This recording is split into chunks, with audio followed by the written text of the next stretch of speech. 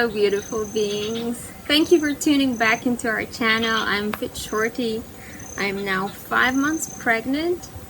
Wow, it's been quite a trip, and I thought it would be a good idea to actually recap the first trimester of the pregnancy while it's still fresh in my memory, but at the same time I can already tell you some things I wish I would have done differently. So I'm gonna start with the most essential thing, and that is morning sickness, because that's the kind of thing you hear about or you expect in the first trimester. And I had, to my great surprise, this is my first pregnancy, so I didn't have any expectations, but to my great surprise, I didn't experience any morning sickness in my pregnancy. I mean, up till now, and we are in the fifth month right now, I've had only 3 cases where I felt slight morning sickness, and I could actually trace them exactly to eating something that I suspected my body is not going to agree with.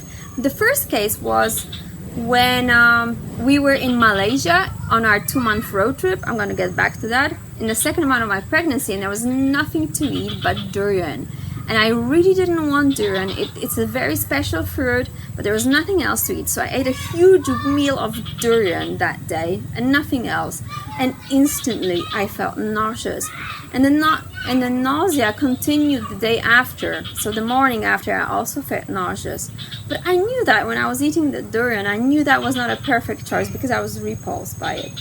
And then a month later, I think that was the 3rd month for my pregnancy, my best friend visited me in Bali, and we went to raw vegan restaurants, and we ate all these, gourmet raw food with multitude of ingredients and all and salt and whatnot, and whew, my body didn't like that either. I felt instantly nauseous, and again the nausea continued for 24 hours. And that was the only 3 times that I felt morning sickness during the whole 5 months of my pregnancy. So I feel really blessed, and I really accredit it to our fruit diet, the fruit diet we eat, because every time I eat water-rich, juicy fruits, which is what our diet is, I feel amazing, no nausea, no morning sickness. And even on those times that I did feel nauseous, those 3 times, I have to say that I never vomited, right? I felt nauseous, but it was never to the point of puking. As you can tell, I'm not an expert on morning sickness, hence, but I can tell you what really did help, and that was citrus.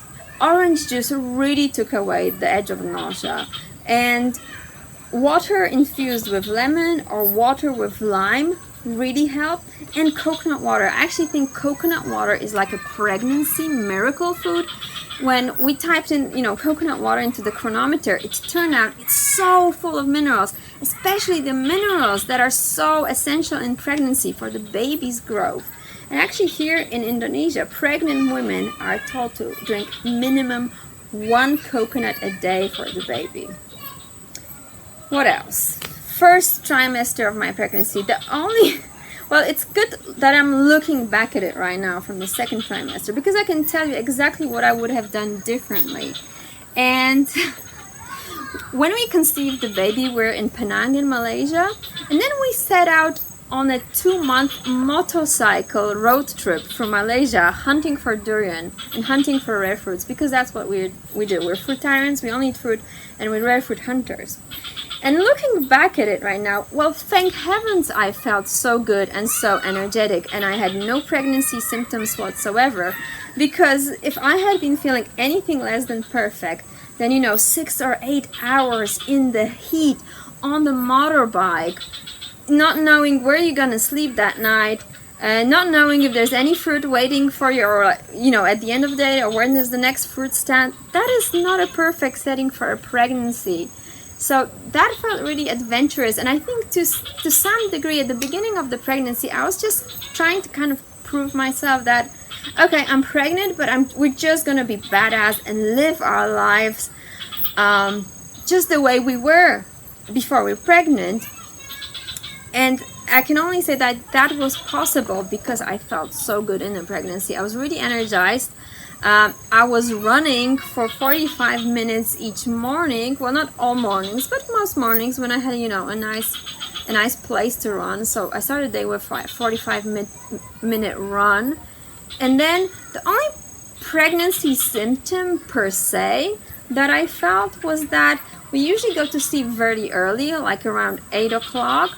But when I was on that road trip, I remember in the first trimester, I would start getting sleepy around 2 o'clock. So at 2 o'clock, I was ready to finish the day, which was, by the way, one of the first telltale signs that I knew that I was pregnant, way before I missed my period, like 10 days before I missed my period. So like 2 days after conceiving, I already knew I was pregnant because, hey, I was sleepy at 2 o'clock. And I think if I was gonna do it again, I would probably settle down in a nice place where I could be more restful and not be on this hectic 2-month motorcycle road trip on the equator, sleeping in a different place every night. There's also something else, just being on the motorbike itself.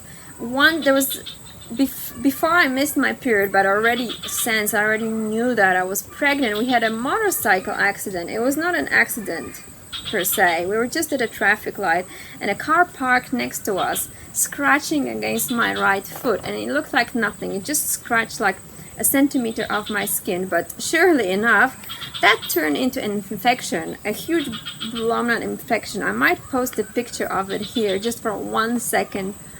And if you want to see it, you can pause it, but otherwise, you can just skip it because it's so gross. And this infection continued for 3 weeks on my foot. Not only making it impossible for me to walk, but it also raised my body temperature. My normal body temperature is 35.8. Eating fruit, I have a much lower body temperature than most people. And then when I was in the first days of that infection, my body temperature raised by 2 degrees, so I was 37.8. I was very weak, I was delusional, and we were stuck in a hotel room in Malacca where I didn't leave the room or the bed for 10 days because I was so feverish. So at that point I was really worried about the baby because it was only like 6 weeks at that point. It felt like the pregnancy was very fresh, and here I was with this huge fever for 10 days.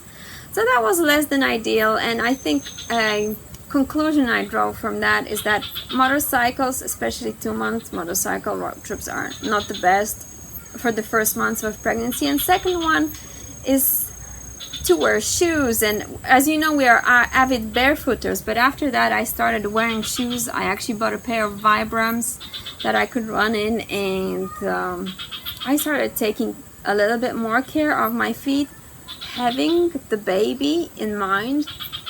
But on a general note, I felt really good during the first trimester. As I've already said, energetic, no morning sickness, just a little bit sleepy around 2. It took me a while to grasp that I'm pregnant. I would even second or third month in, I would look at Chippy and say, am I really pregnant? And then I'd be like, yeah, I am really pregnant because, I can't eat durian and I haven't had my period for a few months. It was very obvious, but it took a while to really sink in. And I've read somewhere that the pregnant woman is really focused on herself during the first trimester, then on the baby during the second trimester, and then the third trimester is focused on the birth. And actually, I can actually totally agree with that on the first trimester I was more focused on myself, like trying to find myself. Who am I in this pregnancy? What kind of mother am I gonna be? And in the second trimester, all I could think of was the baby. And now as the second trimester is coming to an end, all I can focus is on the birth. But it was a blissful time, the first trimester. I would totally do it again. I didn't have all the hellish symptoms that I have read about or heard about from other women. I'm really, really grateful for that. I do have to say that at the end of the third trimester, I slowly noticed a decrease in energy. It was gradual. Actually, no, it was pretty quick. It happened over 2 weeks. First I didn't want to run, Then I didn't want to walk. Then I didn't have much energy at all. And then there was that one memorable time when we went down a steep slope for a dip in the river, and suddenly, hang on, Chippy's here on the motorbike.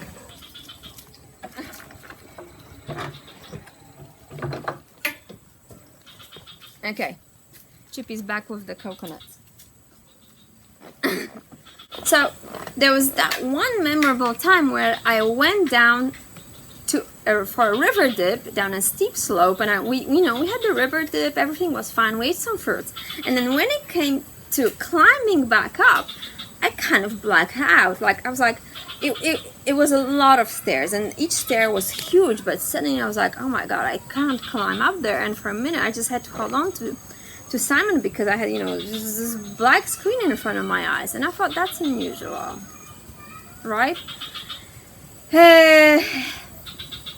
This is a long story. I'm just gonna cut it short. That by pure coincidence, I had a blood test scheduled the next week, which I didn't have time to take before the pregnancy, because I do tend to have my blood checked because I have a serious B12 deficiency running in my family. It's actually genetic, so I tend to get myself checked every year.